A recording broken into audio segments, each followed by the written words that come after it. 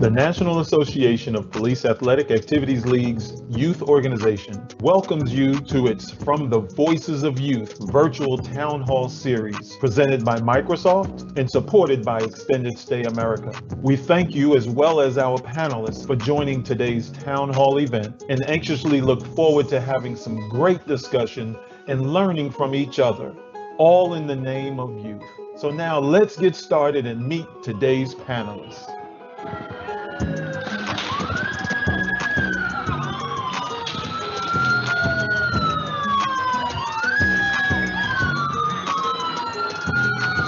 And we got to come together as a people.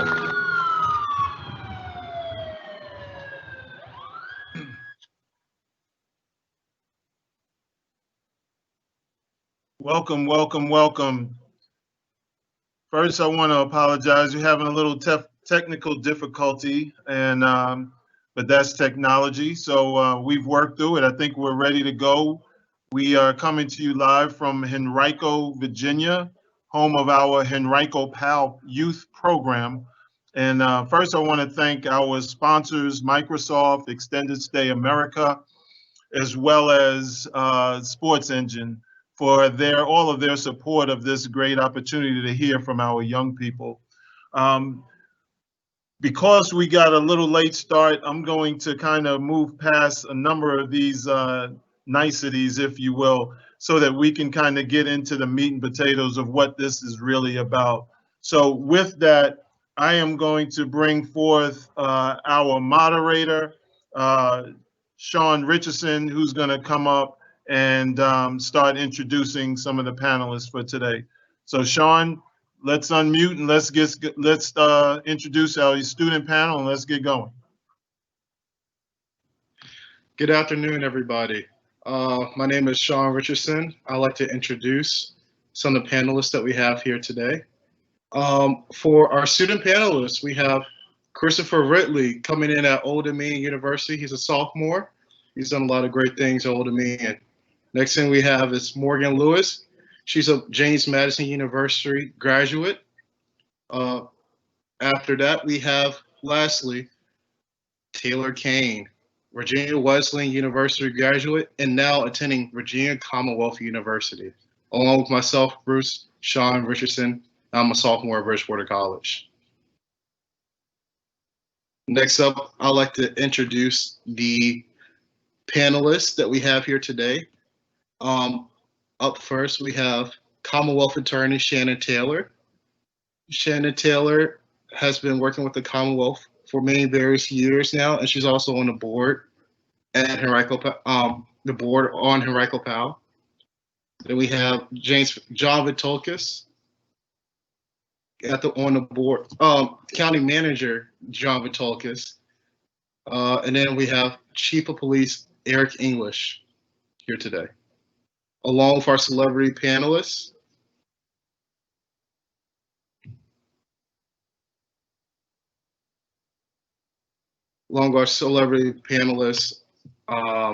Mrs.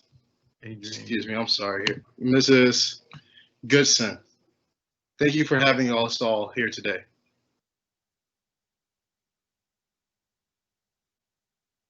All right, great job, Sean. Now we're going to get started. So why don't you let's get started with bringing up young people and start including them with the questions for the evening. Let's go. All right, first things first, we got a question, and I will let Taylor Kane take it away. Thanks, Sean. So again, I just wanted to say on behalf of the student panelists that we're very excited and thankful for this opportunity. So my first question to start is for Commonwealth Attorney Taylor. And my question is there any data available to the public regarding arrest and conviction rates in our county? How do they compare across different demographics, and what is being done to limit any disparities we see with that? So first of all, good evening, everyone. And Taylor, thank you so much for that question. I apologize. I am specifically having problems with the technology. You know, the idea of data is so important. And I know that that is something that across, particularly with the Commonwealth of Virginia, there was a lot of talk about it in the beginning of this year with our General Assembly. And in fact, the General Assembly passed what is called the Virginia, I believe it's called Recovery Data Act. And that is asking the law enforcement agencies starting July 1st to start talking about collecting data regarding the individuals that they're coming in contact with. Specifically with Henrico, we have a case management system that has been really tailored towards our office, and it's not just a national database. And so we actually have a case management system that we've been working with, and we are still, tweaking that as we still are looking to see what kind of data we can capture. When we talk about conviction rate, we know what the Supreme Court says, we know what our clerk of court says, but really we want to start talking about how we are addressing the issues of individuals. And another thing that I think is important for everyone to know is that in Virginia, it used to be that funding for prosecutors was based on conviction rates. And I am actually heading up a committee, and we as prosecutors realize that that is not the right way to assess public safety in our Commonwealth. So we are actually trying to get away from conviction rates and really start looking at the population that we're trying to help, whether it be using more diversionary practices, whether we can use more of the special dockets like the veterans dockets or drug courts. And so we're going to be able to start capturing that data as well. But it's an excellent question and one that we are all very mindful of right now. Okay, I do have a follow-up to your response. So you guys are, working to get this data. Is there any plan so that the public, specifically those who live in these different counties or cities, can see what's happening in their certain neighborhoods? Yes. So right now, I actually had a citizen reach out to me and ask certain questions. And based on her questions, we realized that there was some data that we were not capturing. So again, when I talk about kind of like tweaking and making sure that we are doing the best job to collect that data, and once I have it in a format that we can publish on our website, we will definitely do that. I know that that is the call for prosecutors, for law enforcement, and I look to be part of that solution with transparency and accountability, and having that data access to the public is exactly one of those ways we can do that. I look forward to seeing that on your website soon, so thank you for that. Yes, ma'am. Thank you.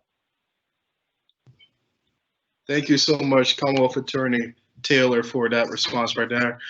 Next on our topic of racism, I'd like to pass it to Christopher Ridley. Good afternoon, everybody. My question is for Chief English. My question is, what is the current procedure to evaluate implicit biases and racism within the police department? And do you plan on making any changes to that? All right, when you talk about evaluating, for us, it's more so looking at from the standpoint of training. Henrico County police officers go through what we call fair and impartial policing training. And so we look at and try to recognize that everybody has bias. But it's not just because you have bias, it's how you react to that bias. And so every officer goes through that. And we also go through implicit bias training each year. Every 2 years you're required by the Department of Criminal Justice Services to have that training. The biggest thing for us is making sure that we are looking at best practices in terms of bias. So when you talk about gauging, and are there going to be changes?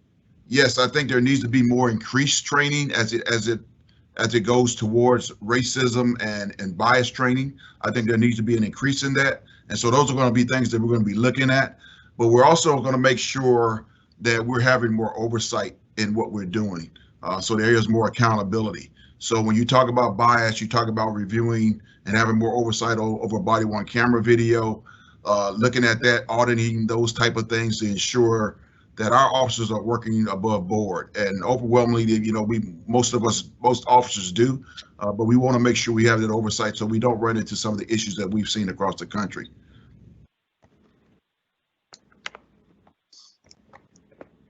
Thank you, Chief.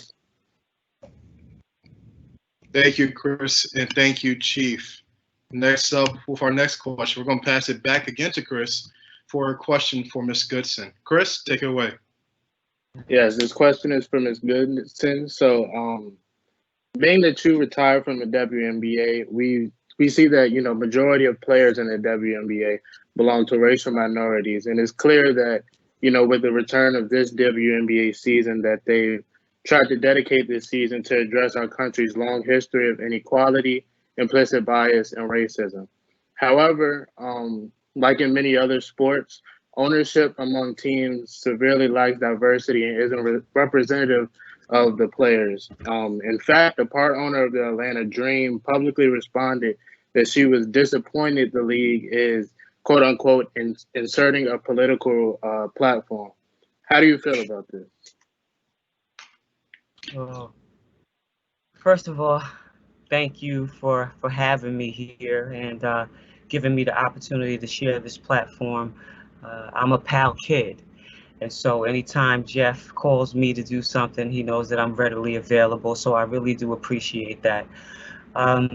Right now, the WNBA is really, really strong in the social movement. We've always been strong in the social movement, the men and the women.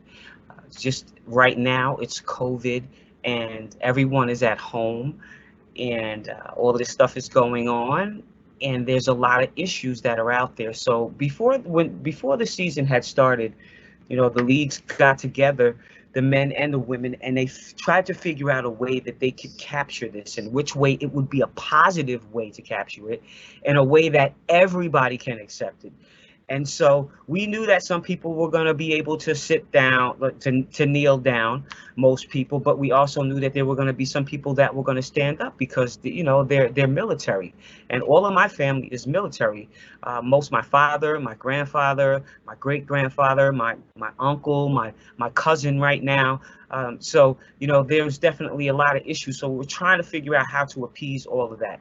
So we came up with the names of all of the women that we felt that we could represent, but Breonna Taylor, because she was so fresh and everything had just happened with her, it was easy to embrace that. And so we have this movement that's going on that has been powerful. COVID has been a blessing and a curse. The blessing that it's been for the WNBA is that it's given us a huge amount of exposure. Now people know our names. Now people say their names. Breonna Taylor's on everyone's tongue, not to diminish anything that's happened to anyone else. But the social issues that are out there right now are major. How do I feel about the senator in Atlanta? I'll refrain from talking about that too much, but I can tell you this. I didn't feel really good about it. I jumped on the bandwagon. I was upset, with the girls, but the godly side in me said, let's look at it from a different perspective.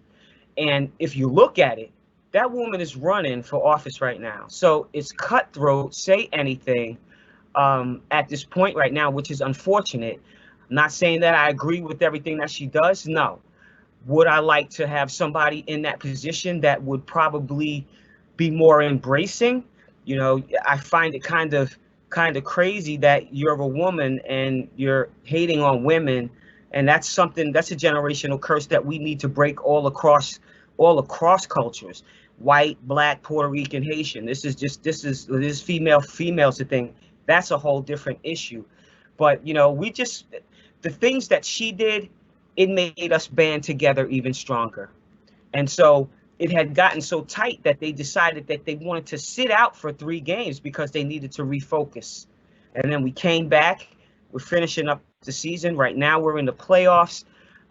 We tried to keep it, as visual as we possibly can and keep it out there. But at the same time, we want to be respectful to everybody. Not everyone's going to agree with what we're doing. But, the majority of the league I'd say 75 to 80% of the league is African American. So it was something that we definitely needed to do.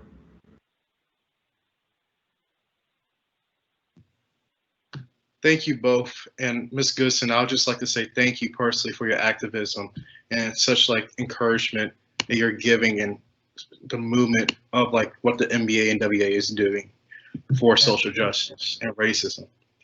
Next up, we're going to go to a different topic this time around. We're going to have social justice. County Manager John Vitalkis will be on the recipient. Morgan Lewis, take it away.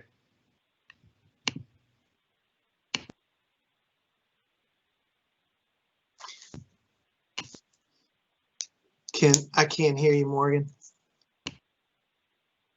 I can't hear you. Morgan, you're muted. I got you. I'm sorry. Can everybody hear me now? Yep. Okay, good. Sorry about that. So my question was, how do you feel about the proposal of a civilian review board, and what is the status on that? So the status of the Civilian Review Board is it is being considered by the General Assembly. We have opened up a local conversation where we have 5 board members, and most have generally made statements of support regarding some sort of civilian review board. But right now we have both the House and the Senate at the state legislature that are considering different proposals. So where the county is basically in a wait and see mode with what comes out of the legislature, because it would be a little premature for the county to take an action that then the state law would supersede or could change. So, but overall, generally a lot of conversation. We held a significant public input, if you will, where I believe we had 800 different emails or touches to the elected officials from the citizens.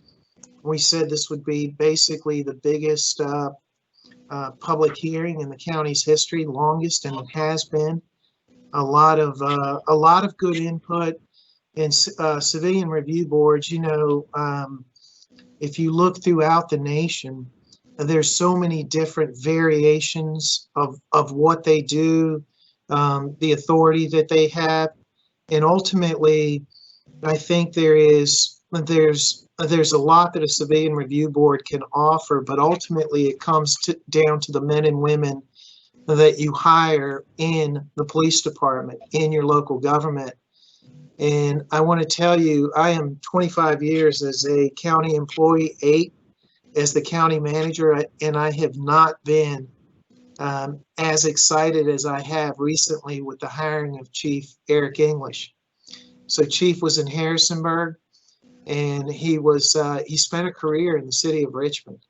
And ultimately, when you look at his resume and what he has done, you know, not just in Richmond, but also in Harrisonburg, and just stay tuned as to what this chief is going to do in our county. A lot of faith that the Board of Supervisors that I have put in the chief, but he's also going to have the full support of this county manager.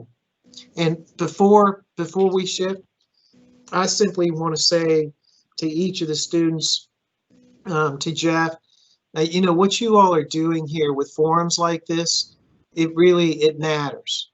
And I you know, it's 7:30, 7:35 on a weeknight, and you could be doing about 100 other things. But the fact that you choose to be engaged in a conversation about improving our community, I mean, that's the best of the best, and that's what the Police Athletic League, Jeff, and you know, locally, I know Sean more than most of you, and that our kids went to school together. But thank you for doing what you're doing. I'd like to say thank you to County Manager Vitalkis for everything that you do for the county too, and everything. We definitely, I know to see the County Henrico on a united front is definitely something that we look forward to seeing. And the fact that our county manager and our chief of police already have a good relationship is one step in the right direction right there, along with Ms. Taylor too. So we thank you guys so much too for having y'all here. And now I'd like to swing it to Mr. Jeff Hood for our next question. Great. Thank you so much, Sean. Okay, so we have a question from the Q&A. And for those that are logged in and viewing this, please feel free and comfortable to submit any and all questions in the Q&A, and we will try to get them to our panelists. Our first question that we have is actually going to be directed to you, Chief. And it comes to us by way of our Nigeria Africa PAL program. And the question is, how often are police officers sent on courses to refresh themselves on ethics of and for their jobs? Jeff, can you say the last part again? Yeah. How often are police officers sent on courses to refresh themselves on ethics of their job? I would say this. I don't think that's something that is consistently done in training when you just talk about ethics. Now, again, officers are not just trained within the agency itself. There are a lot of outside trainings that officers go to. Many of those pertain to ethics training. I know we get that training. Every recruit when they go through the academy receives ethics training as well. But a lot of that has to do with the fact that when we're reviewing incidents within our own organization, we are reiterating things that are occurring in our organization. So if we see things that are occurring that are bad going on with our officers, we try to make sure that we're getting that information out regarding where our officers are falling short. And so when you continue to try to reiterate those things, you're trying to head off officers from getting in trouble when it deals with any ethical type of situation. So could there be more ethics training? Literally just that? Yes, there could be. But it's not something that's in a curriculum that you have every year, that's done every year or every 2 years. But officers do receive that type of training, and it is really pushed out through their supervisors based on the scenario that are going on within the organization. Great. Thank you so much, Chief. And with that, I'm gonna throw it back to you, Sean, for the next student question. Thank you. Thank you, Mr. Hood. Next, coming in for our next student question, we will have Mr. Christopher Ridley again come up and ask Attorney Shannon Taylor for our next question. Chris, take it away. All right, Attorney Taylor, my question is, mandatory sentencing was banned, yet we still see lasting effects with people of color receiving harsher and longer sentences. What is your office doing to address this issue? So Chris, for that, thank you. That is also another great question. So when we talk about mandatory sentences, I think there sometimes might be a little bit of a misnomer. And that's because in Virginia, we have kind of two types of mandatory sentences. We have the mandatory sentence where the statute, the law says, if you commit this offense, for example, you use a gun in a crime, the law says it will be 3 years. And if you do it a second time, it will be 5 years.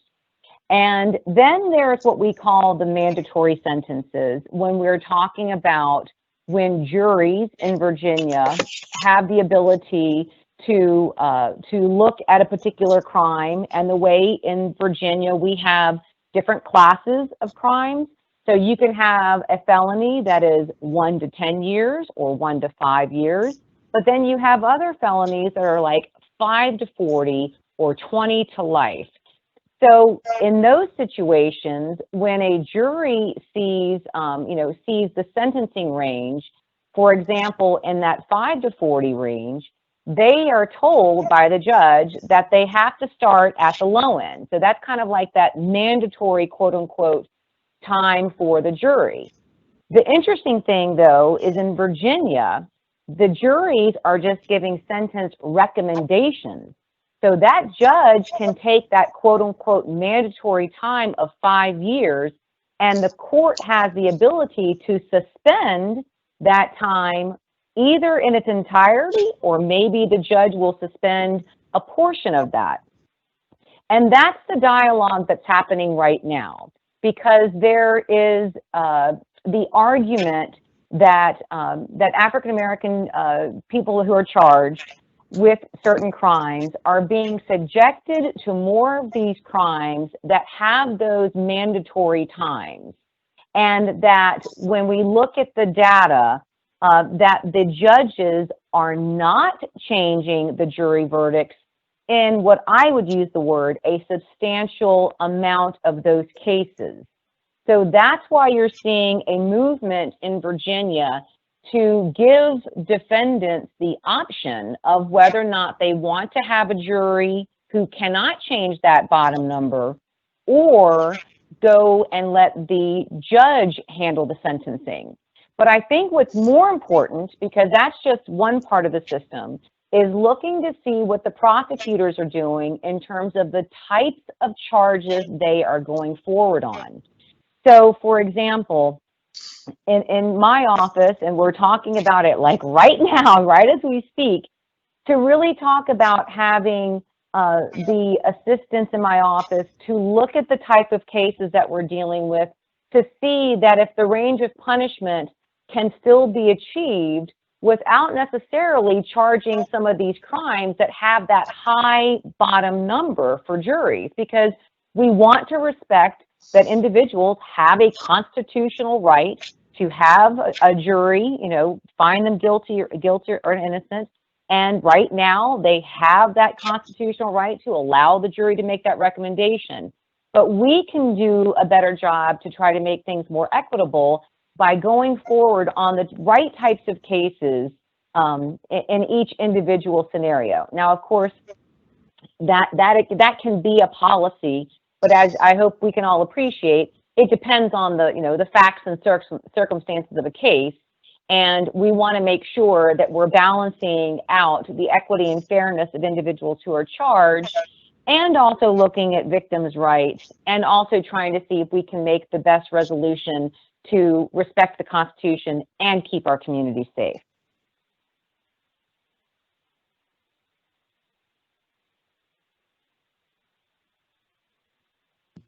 Thank you so much, Mrs. Shannon Taylor.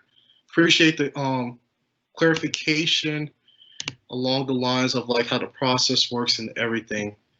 So now we're going to move on to, along with social justice, we're going to move on to Taylor Kane has a question for County Manager Vitulkis. Taylor, take it away. Thanks, Sean. So like you said, this manager is for you, Manager Vitulkis. So you've been very vocal about supporting the fight for equality, yet you canceled a community fundraiser to support Black Lives Matter and COVID-19 relief. Can you explain your decision and why an agreement or compromise couldn't be reached? So you're referring to an event that was going to be held at off of Osborne Turnpike. Is that the event, Taylor? Yes, it is. So the event was canceled because of the fact that the underlying zoning would not allow for the event. So the information that we had was that this was a Labor Day party. And it wasn't until you know, the county had a conversation with the organizers regarding the underlying zoning that you know, somebody suggested that this was some sort of benefit, which in either case you wouldn't be able to do. I mean, there are things that can happen on a piece of property and other things that that cannot. But in this case, the information that you have may not be the best as far as what actually happened. So I can share the underlying zoning. It basically, in a residential district, there are certain things you can and cannot do.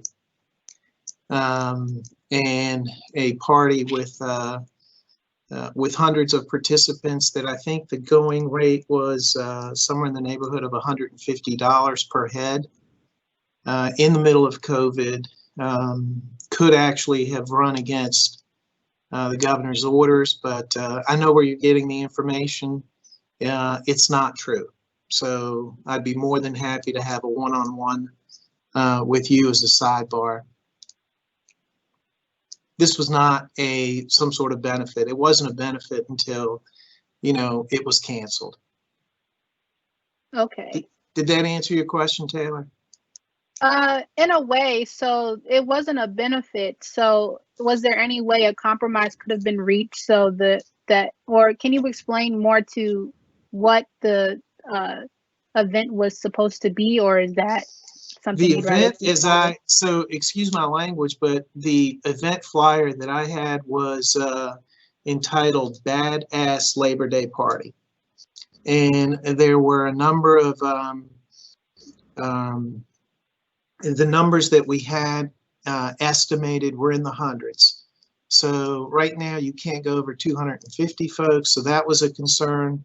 But ultimately, the real concern was that, the underlying zoning for the property does not allow for that type of a venue, if you will. But subsequent to that, I actually have met with the two promoters, and we're actually looking at doing something at Dory Park once COVID clears up. But the suggestion that this was an event that would be a fundraiser for any group is simply not true, and was not the information that we had. And I know where it's coming from, and I totally disagree with it. Okay, well, thank you for clearing that up. You're welcome. Thank you both for that question, Taylor, and thank you for the clarification, County Manager Vitalkis. Hopefully in the future we could have some sort of event. I know you said that you're talking to the two organizers of the event and everything. So hopefully we could have an event that is more influencing and everything to bring the whole community together. Hopefully both West End and East End folks. Next up for Ms. Goodson, Taylor Kane. This is another question from you. Can you take it away? Yes. So Ms. Goodson, I just wanted to say that, athletes across women's sports leagues have been very vocal about social justice issues this year. However, that I'm a former women's basketball player and a big fan of women's sports. I do know that women or female athletes have been leading the charge for these changes for many years prior to this and are just now getting that notoriety. So how do you feel about the impact these female athletes have been making, and what do you think is the next step for them to further their impact?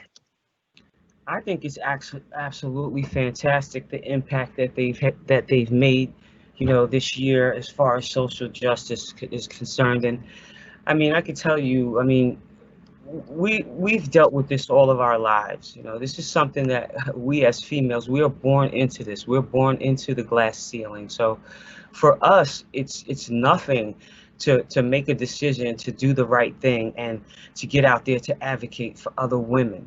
And so social media can glorify it through social media. So, it's just been a blessing for us that this situation has happened.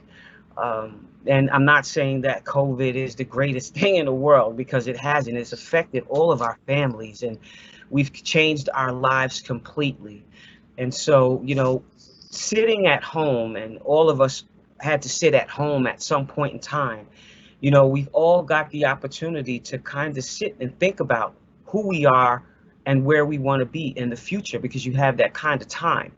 And what kind of impact am I making on all of these things that are going on? I was the type of person that I couldn't sit back. So for me, it's platforms like this to get out there and get our voices out. And I think that, and I hope that, that you guys come up with something so that the people can have a peaceful rally down there in Richmond, because it's healthy.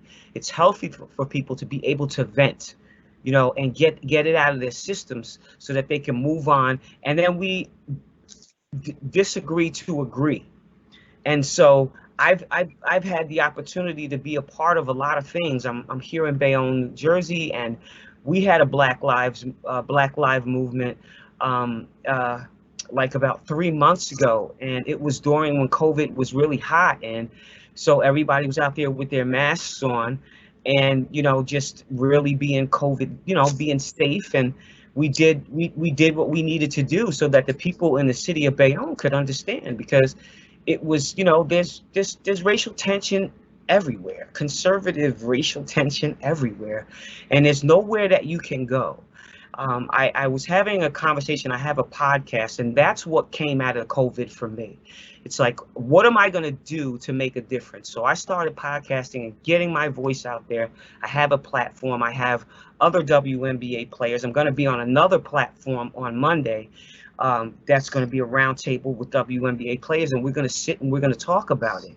And it's not going to be the active players, but it's going to be the former players and what ways we can have an impact on this from the outside. So I just say to people, continue to be creative, and be careful who you get your education from at this particular time, because there is a such thing as fake news, and you have to stay focused on your goals at this point. And if you want to get out there and you want to make an impact on something, you have to be the change that you want to see. It has to start with you first. So I couldn't go out and recruit people to do different things if they didn't see that action in me. So, like I said, I'm so appreciative of you guys giving me a platform to speak and to speak on behalf of the WNBA, and say, hey, listen, we're in this for a reason. It's not going to stop. We're going to continue to do this. And when I say power to the people, I say power to all the people, because it's about everybody coming together. This country was built on the backs of our grandparents, our great-grandparents, and it's a melting pot. I'm here. I live in the tri-state area outside of New York, so I know how this thing works. And so we have to come together.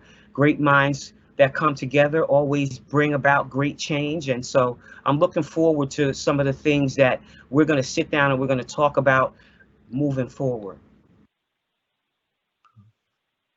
Thank you, Ms. Goodson.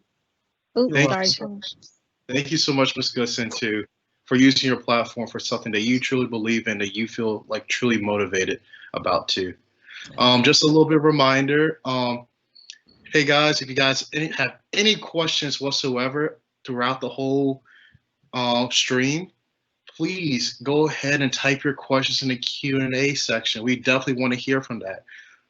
So our next question comes in from Morgan Lewis. Morgan Lewis, this is your platform, all you. Thank you, Sean. So my question is for Attorney Shannon Taylor. So my question is, since simple possession of marijuana is now decriminalized in this state, when will we see non-violent offenders, particularly those of color, be released from incarceration for these offenses? And what does that look like realistically? Will their records ever be expunged, and will their voting rights be restored? So there is a lot going on in that question. So the first thing is to make sure that we understand that when we talk about decriminalize, that doesn't mean that some people still may not get written up, but it's only a fine. So one of the things that we started doing was actually having the cases that happened before July 1st, when that change happened in Virginia, but the date of offenses may have occurred before July 1st, but they were coming to court after July 1st. Those cases were getting dismissed. My understanding was that there was a fine that was being paid and the cases were being dismissed. And that fine was consistent, the $25 fine was consistent with what is now the current civil penalty. So the other part of that is that nobody is currently in our jail for just simple possession. If they do have a simple possession, they may have some other charges as well. But one of the things that we did when at the beginning of the pandemic was working with all of the stakeholders. So our great sheriff, Elisa Gregory, who I believe is watching us tonight, her office and my office, with the judges, their understanding of what we were doing, we started identifying people as soon as possible to get them out of the jail. And we were also able to do that with the assistance of the county manager's office and helping with the funding. And we reduced our jail population by, gosh, I mean, 100+%. I don't even know, it was 200%. And that was a real achievement. And we focused, as you said in your question about nonviolent offenders, we definitely focused on nonviolent offenders for that wave. And then when we were able to get a control on the population, we then continued to work with the judges about making sure that if there were identifiable alternatives, that people should not be in the jail awaiting trial because of the pandemic. Now, what we've also been seeing on the other side is a movement for those individuals who are actually in prison. So we're talking about people who are serving more than 2 to 3 years, and they might be in the Department of Corrections system. We've seen a movement where the Department of Corrections is supposed to be looking at the individuals that are currently in their facility, and they were supposed to be identifying people who had 12 to 24 months left, and was that person somebody who could be earmarked for early release and use the benefit of the reentry program and be connected with their family and loved ones. But also making sure that when we do that, we've got to make sure that we were doing that handoff in the right way so that it wasn't just shocking somebody to go from, an incarceration environment back to society, because a lot of things have changed, like technology has changed. So that is something that we've been working on. There were a lot of people that were released over the last 6 months, and there is continued push from different advocates to make sure that we're not holding individuals longer than we should, which is why you're seeing, a lot of talk about the parole board and looking at discretionary release. So in two areas, whether it be somebody who's been charged with an offense, or when we're looking at the time of those people who have served their sentence and have been rehabilitated, on both ends, we're trying to make sure that we are addressing the issues that need to be addressed without putting people in an environment that we all know is not a healthy environment.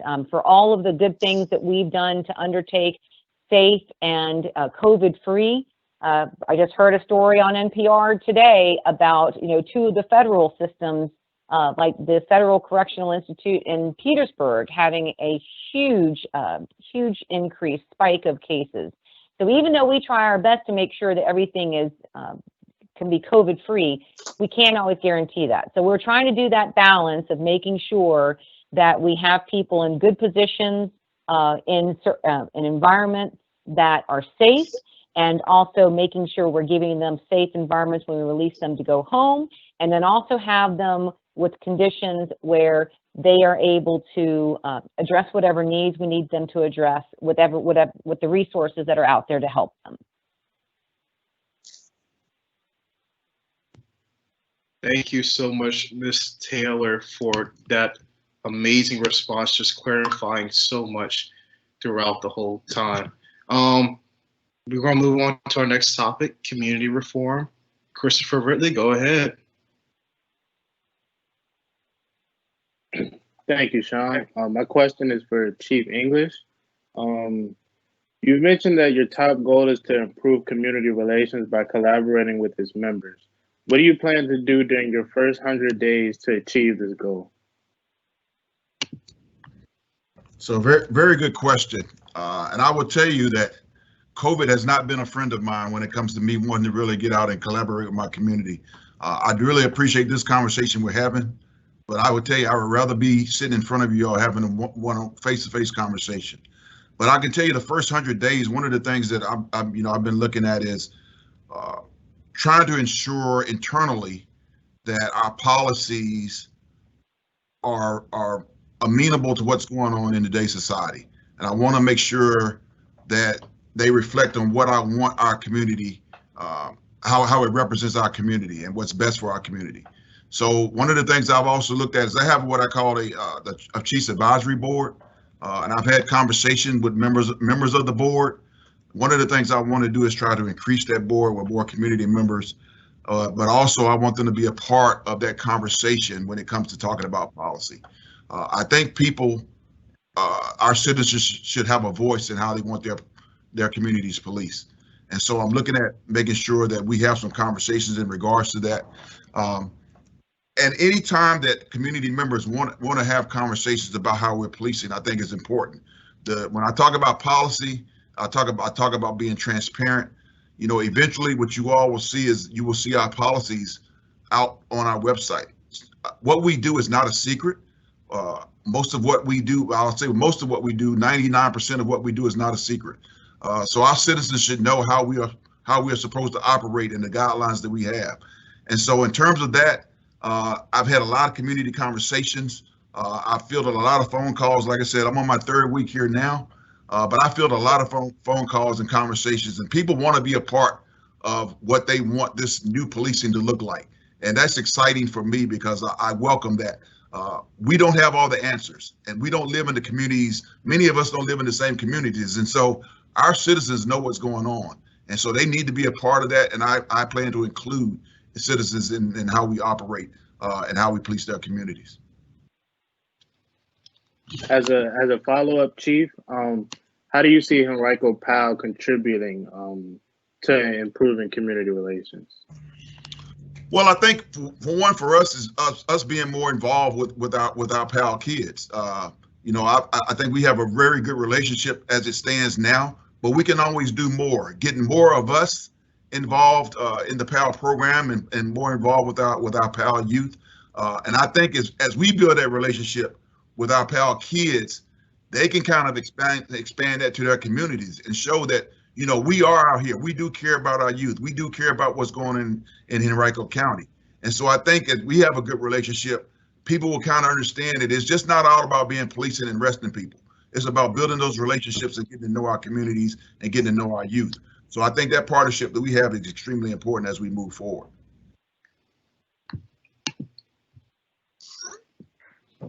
Thank you, Chief, and thank you, Chris, for that question. I'd like to swing it now to Jeff Hood for our next question. Jeff, take it away. Great, thanks, Sean. Actually, it's not so much of a question as so much as a comment, especially for our young people that may be tuned in to listen to what's going on this evening. We have some hot off the press Voices of Youth t-shirts that we are looking to pass along to especially our young people. So if there's any young people that are on this session, place your question into the Q&A with a contact, and if we select your question, we'll be getting in touch with you for you to get a very fresh Voices of Youth National PAL t-shirt that looks pretty awesome, by the way. So look forward to seeing some more questions in the Q&A. So with that, take it away again, Sean. Thank you. Thank you, Mr. Hood. For the next question, I actually got a question for County Manager Vitalkis.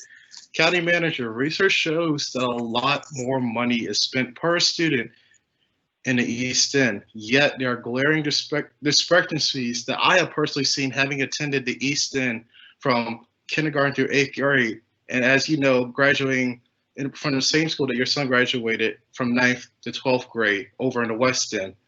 For example, I'd just like to say about like physical condition of books, textbooks, and then the tenured teachers along with that, seeing longer tenured teachers over in the West End compared to the East End.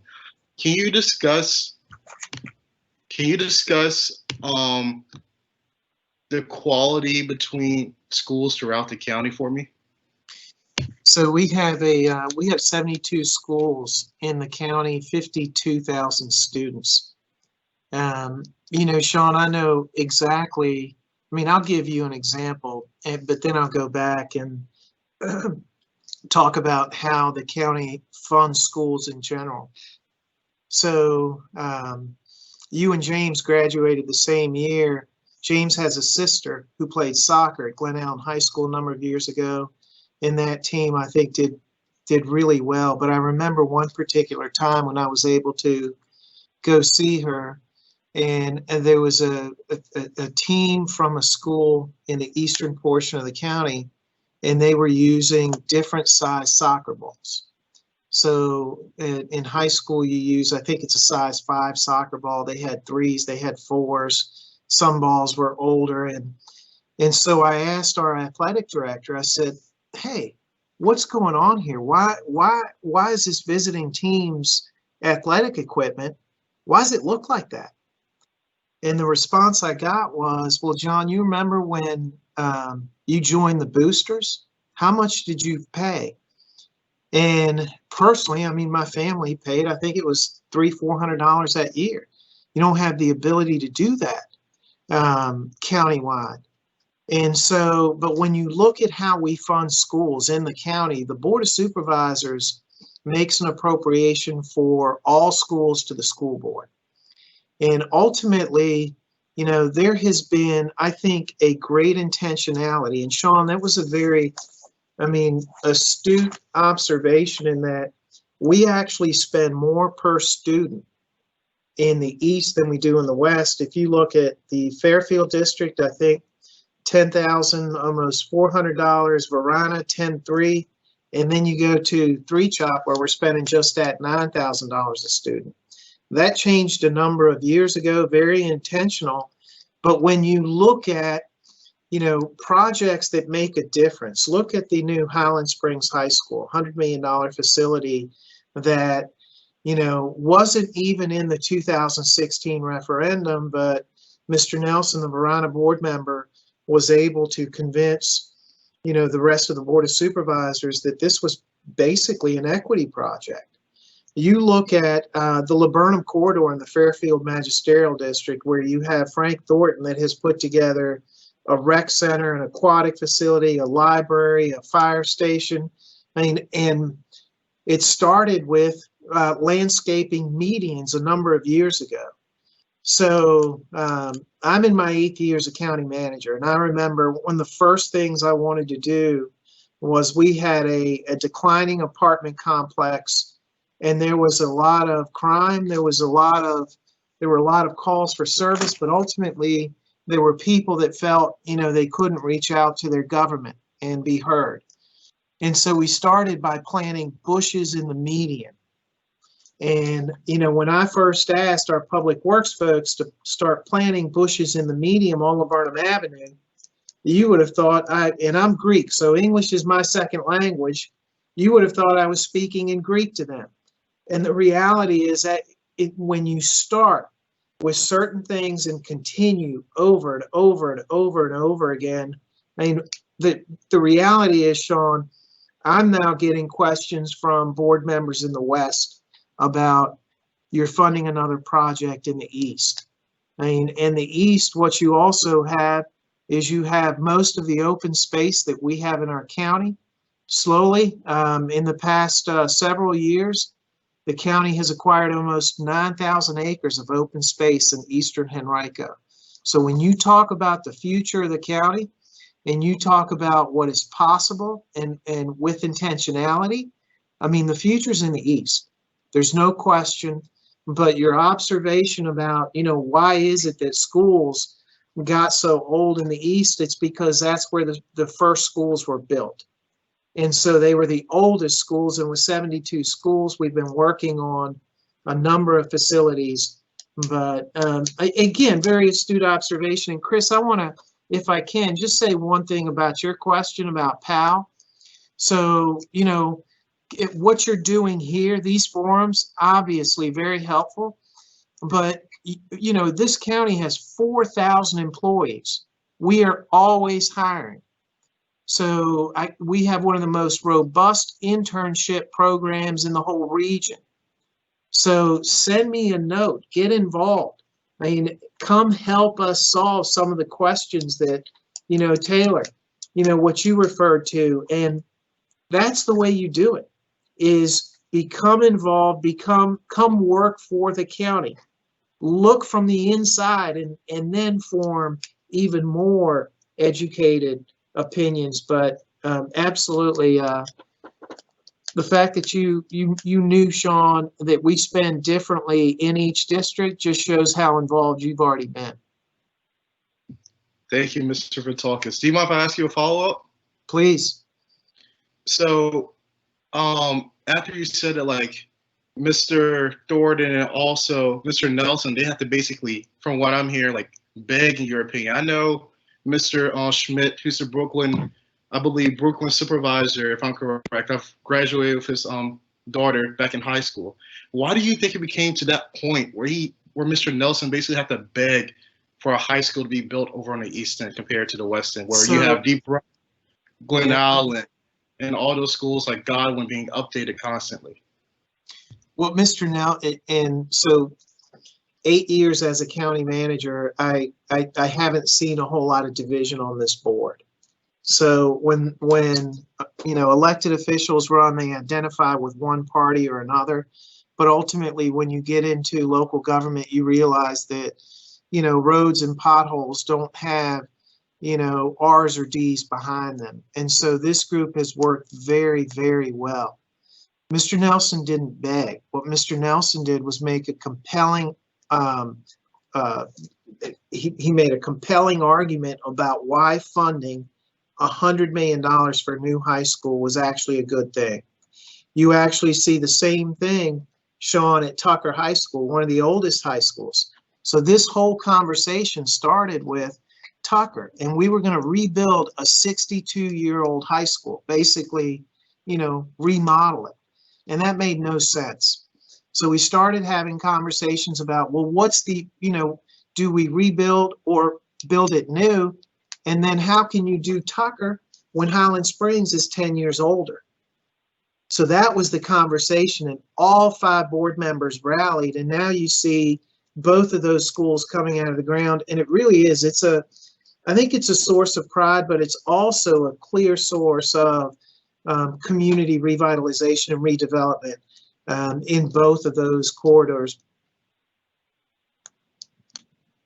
That answer your question, Sean? It did. I got one more question for you then. Sure. All right. So can you talk about the I know we have this East versus West whole argument all the time. Can you just talk about Title I schools and how they play in this scenario right here? So you have Title I schools all over the county, but most of the Title I schools that we have are east of 95. And think about elementary schools being the largest preponderance of. But these are schools where additional federal resources are allocated, and additional teaching resources, you name it, go into the classroom. And it's a very intentional effort, but the Title I schools represent basically or are indicative of the communities and the poverty that we have in certain communities. One of the things you talk about Tyrone Nelson and some of the things that he has done on this board of supervisors. I don't know if many of the students are familiar with a program called the Achievable Dream, but the Achievable Dream basically started in Newport News, and it's a elementary school model where longer days, basically weekends are involved, uniforms are provided to the students, but they are given some Herculean expectations from kindergarten going forward. So the expectation is not that it is that you will succeed, and here's why, and here's how you can. And so Mr. Nelson was able to bring this program from Newport News to Henrico. It's at Highland Springs Elementary School. And so, that type of intentionality, I think, over time, just creates so many opportunities. And also, I think when you say East versus West, it's almost a simplified thing. It's almost like you can't do anything about it, and you're just going to say, okay, well, I'm going to put my head down. I'm over here. I'm over here. And the reality is, this county is figuring out through its elected leadership and through actions and funding how to really start talking about one Henrico. And that gets back to Chris's question about what PAL can do. Don't think that there's anything that you can't do. Your level of involvement in this local government can be whatever you want it to be. Thank you so much, County Manager Vitulkis. I really appreciate that answer, that great answer right there. Next up, we're going to move on to Taylor Kane. Taylor, take it away with your question. Thanks, Sean. So this question, it will be for Manager Vitulkis, Commonwealth Attorney Taylor, and Chief English. So you guys can answer in whatever order. So Virginia ranks #1 amongst states for charging children with crimes at school. Our county is even consistently at or near the top for this statistic within the state. This greatly contributes to the school to prison pipeline, which disproportionately affects students of color and those with disabilities. What is being done in Henrico County specifically to decrease these numbers? So, Shannon and I have probably worked on this topic more than the chief. And Shannon was instrumental in having a number of conversations and bringing in Ann Holton a number of years ago. So Ann is the former president of George Mason. Tim Kaine's wife was a judge in Richmond, long pedigree of just an understanding of systems. And there was a number of years ago when we started seeing these inconsistencies as far as why is it that we have kids that are being arrested in schools. And we had a police chief at the time, his name was Doug Middleton. And so the three of us worked on a plan, and basically the outcome of the plan was that, number one, we, the county, police, the whole system changed the whole process of, what is considered a juvenile arrest. Years ago, we had kids that were actually put in police cars. That it doesn't happen. If it does, it's very rare. This Holton report actually provided a framework for our county and the whole system to look forward and what is it that we do with police and schools. And Shannon, I don't know if you want to speak to that time, but there were many, many conversations, and the thing that we didn't do was we didn't sit down and say, my way is better than your way. We sat around the table and we got busy. So. Yeah, and John, yes, I totally agree with everything the county manager just said. And, I think one of the other things too is, like we're talking about, trying to really find out what are behavioral issues versus what are delinquent issues. And I will tell you that specifically with Superintendent Cashwell, her administration, her management team has been really great to sit down with my office, with the deputy county manager from the county manager's office, and we've had those conversations. It's sometimes it takes more time than ever. We talk about, moving the battleship. It takes a little bit longer, but, these are systems that have been in place for a really long time.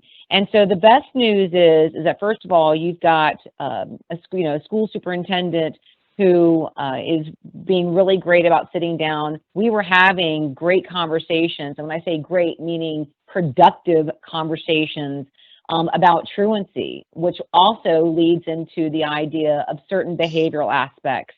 And the reception and the teamwork in kind of making the change on how we address some of those issues was happening. And then, of course, COVID hit. So we were in the middle of the spring semester of last school year. We have what's going on now. So I personally can't wait to get back on track to continue the good dialogue. But I think also what we need to know is that I think COVID has changed some things.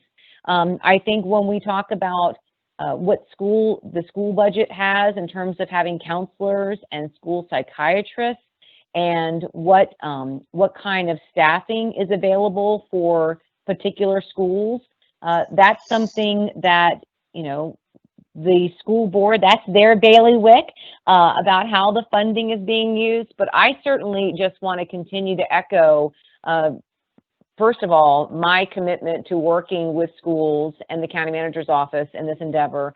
And second of all, just to continue to understand that, you know, when we have children that have certain behavioral issues, you know, that's law enforcement, that's not for them. I mean, we want to build bridges with, you know, with children, and we want to keep schools safe. And that's why I think PAL is so great as well. So we'll see what COVID looks like, you know, after the first of the year, and to see what we're doing in schools. But the COVID definitely has thrown a loop around for us. And Taylor, I would just say this. I think more important for us is making sure we define what our role is. I think sometimes, you know, depending on where you are and what state you're in, and the role that law enforcement plays in our schools, there needs to be defined roles, and making sure that we're not imparting ourselves on administrative issues that should be dealt with by someone else. And it goes back to what I think Shannon mentioned in regards to the mental health aspect, making sure you have the right resources in there to address those issues. And so a lot of those things that we see in schools are not law enforcement, are not specific to law enforcement. And so we just got to make sure that our roles are defined, because one of the things we want to do is making sure the work environment and the learning environment in schools is safe. And that's our main goal. Arrest should be our last resort. It needs to be something that's seriously happening in schools in order for us to impart ourselves in that. And so that's our main goal, is try to build those relationships with our kids and get to know them, and making sure their learning environment is a safe environment for them. Thank you guys for that follow-up, for that response. I do have a follow-up. So actually, Morgan and I both graduated from Hermitage in 2015, so that was a while back. And I know when we were in school, if students got in a fight, they would get suspended automatically for 10 days, plus a couple of criminal charges, which isn't, you know, which on top of not being in school and being unproductive, they now have something on their record. Is that still the case, or has that policy changed? No, so in your example, Taylor, I think the suspension from schools would be forthcoming, but putting something on a student's record, schools are dealing with more of that discipline internally now, so they are not involving police. I mean, the chief's absolutely right.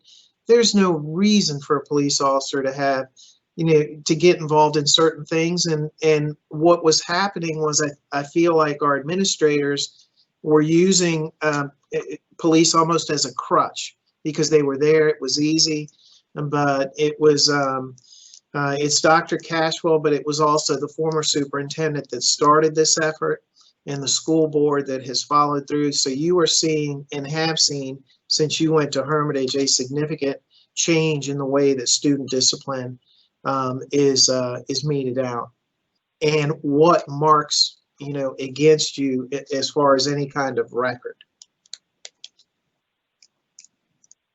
Okay, glad to see that change. Thank you. Thank you, all three of you guys, and thank you, Taylor, for that brilliant question. I'd like to swing into Mr. Jeff Hood with our next. Okay, thank you, guys. And I'm going to ask a few quick questions. So I'm going to ask for those that I directed to please keep your responses as brief as possible, as we are nearing the conclusion of the voices. So I want to kind of get some of this in. One of the questions from the Q&A, Chief, directed towards you, is will there be efforts made to seek to hire more Black and brown officers, police officers within the community that would also be able to aid in trying to read all of this paragraph this person wrote? Well, I guess we can just leave it. Well, it said it will help with cultural competency and engagement. So that's one of the questions of opportunities to hire Black and brown police officers within Henrico County.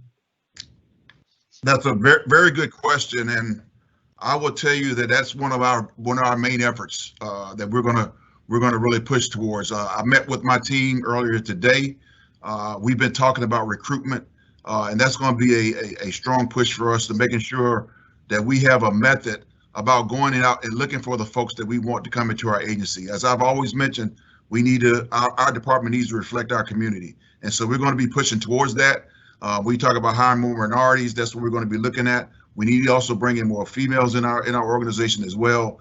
And so we're trying to come up with a game plan in order to try to direct our efforts towards that. So you will see that. Hopefully we will have efforts. And if you know folks out there that are interested in law enforcement, as Mr. Patoka said, please get involved. We need good people. We need great minorities in this organization in order for us to be successful. Very good. Thank you. Next quick question is, I gather, I'm thinking this is going to probably come to you, County Manager Vitokas. With all of the open space in the East, is there consideration to support or help fund the building of a PAL facility? That's a great question. It's something that Kenny Ragland and I have discussed, and we're constantly looking for a site. It's something that came up 2 years ago was the initial conversation. So the answer is we are looking, and you know what you are doing, what Kenny Ragland and this PAL group is doing in Richmond. Jeff, I know you're aware of, but it is absolutely rock solid. The Board of Supervisors is fully in support, and you know, just look at some of the results. Yes, I see them. Very good. I definitely see them. But thank you for that quick response. Next question that I want to put to again, this town hall series is Voices of Youth, right? So the thing that I want to do right now is I have a question that's going to be directed actually to our young people. They've done a yeoman's job in directing questions to our adult panelists. Now is the time for them to be on the hot seat as well a little bit. So with that, this is the question, and we'll start again as brief as possible. Answer, but I'm going to start first question to Sean, and the question is, as a youth in the community, what most concerns you or bothers you within your community? What concerns me the most? Probably the what division. Concerns you or bothers you? The division that I've seen between the East and the West. Grew up in the East End, graduated from the West End. I've seen both sides of it, and just like how the West End, I won't say, well, for lack of better words, West End kids see East End kids differently, and East End kids see West End kids differently. I like community. I like for us to be together and everything. I just wish that there was something that we could implement to bring the whole county together, not have just East versus West, because the only time you see the county come together is for sports games. That's really unfortunate that we have to have sports that have the whole community come together. That's just my 2 cents still on that. Great. Awesome. And Morgan, if you're on, same question. I think for me, and going off of what Sean spoke about just a little bit, is I think what made me different in my experience in regards to education in Henrico was that my mom was very diligent and fortunate enough to have made opportunities available for me by going to different schools that was catered to me. Like, for example, I went to Hermitage for the Humanities Center when I was originally slated to have gone to Varina. And I think the difference for that is that I had access and I had the know-how. So I think what scares me ultimately is not, you know, especially the East End kids, in my opinion, who feel like they want to do more and maybe they've missed those opportunities because they just don't know what's available to them. Great. Thank you so much, Morgan. And next, Taylor. So I think one thing that bothers me is the lack of knowledge that we learn being in Henrico County, and knowing that our community or our locality, being from the Richmond area, has such a rich history with this country from the beginning, when people came in the colonies and when slaves first arrived in Virginia in 1619. I just feel like some of that history, maybe even some of the history that is deemed frowned upon because it doesn't look good, quote unquote. We're not really taught that. A lot of things throughout this country that kind of rooted in the South and spread to other parts of the country, we aren't really taught about. We're kind of taught about the good or the cookie cutter parts of our history as opposed to learning it all. So I think that's something that is an issue for me, and I hope that changes in the future. Very good. And lastly, we're going to go to Chris. Chris, same question for you. For me, to speak about something recent that, frustrated me was the militarization of the police that we saw a couple months ago while we were, we had various protests and, that the curfew was implemented. And, I was at one of the protests and I was fortunate enough to, I left early because I did know that the curfew was coming up, but the event that went down where people were tear gassed and told to leave 30 minutes before curfew had before it was time for curfew to begin. And so I'd say that growing up, to keep it short, growing up in Powell, things that I've seen on the news with murders of various people, I thought that that would never happen in my community, being with Powell, being with the police force, being close to them. But, recently you see that it's not as black and white as I thought it was, and that was something that really, was a concern for me in our community. Okay, very good. Thank you, Chris. We are again, a little bit past time. Normally we like to keep these to 90 minutes. But unfortunately, we had some technical issues leading up to this. So with that, I want to thank everyone for participating. I definitely want to thank Sean and Morgan and Taylor and Chris for your willingness to participate and place yourself on this stage and engage with our panelists. I also, of course, want to thank your county manager, as well as Attorney Shannon Taylor and Chief as well, and as well my good buddy Adrian Goodson for participating. Thank you guys so much. And Sean, you have a real quick second to say, so we got to go. All right, I'm going to make this as quick as possible. On behalf of Chris, Taylor, Morgan, myself, I'd like to thank Attorney Shannon Taylor, Chief of Police Eric English, and County Manager John Vitalkis for your time this evening, along with your responses. I'd also like to just shout out Henrico Powell Board, Henrico Powell Founder and Executive Director, retired Sergeant Ragland, and a whole community of Henrico County for this opportunity. National Powell Director Jeff Hood, thank you for providing us the stage. And also, I'd like to thank the behind-the-scenes producer for allowing this stream to run as smoothly as possible. Just one quick message before I leave you guys. Personally, I would like to see actual change in our community, not just empty words. We all know the climate and the race in today's world right now. We want to see equality and fairness for all. We don't want this just to be a PR stunt. We want to see change, and I like to personally encourage all youth across the country to go up. If you see something that you want to change, step up, get involved, and change it. With that being said, Mr. Hood, thank you again. All right, thanks, Sean. And again, our next session is scheduled to take place October the 6th, coming from Oklahoma City, Oklahoma. Hopefully everyone can tune in. And again, lastly, if you're interested, anyone listening, about purchasing Voices of Youth gear, we have it on our website, nationalpal.org. And again, thank you for all the participants and our young people, and look forward to seeing you on October 6th. Take care and be safe. Thank you. Thank you. Thank you. Thank you. Thank you, guys. See you. Don't forget about the internships.